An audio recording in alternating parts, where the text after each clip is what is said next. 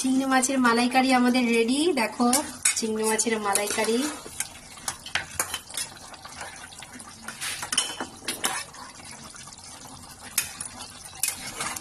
কি এত বড় বড় চিংড়ি শোনা, এইটুখানি হয়ে গেছে।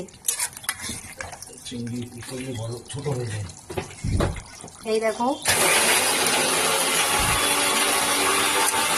চিংড়ি মাছের মালাইকারি আমাদের রেডি। এখন হবে এঁচোড়। এই যে আমাদের এঁচোড় সেদ্ধ করা হয়ে গেছে। এই যে এঁচোড় আমাদের সিদ্ধ করা হয়ে গেছে। এখন এই এঁচোড়টা রান্না হবে এইটা নামানোর পর।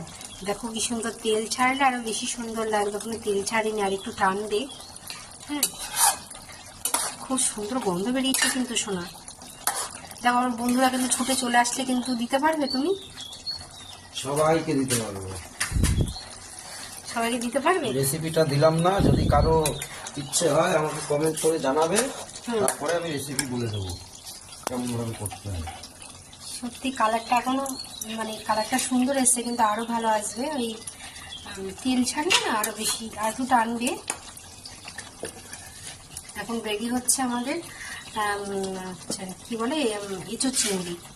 এখন এঁচোড় চিংড়ি হবে, তারপরে খাওয়া দাওয়া হবে। বন্ধুরা এখন আপাতত এইটুকুই।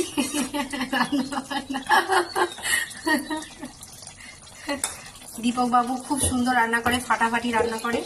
সে না খেলে তোমরা বুঝবে না, আর খেতে হলে তো আসতে হবে। চলো।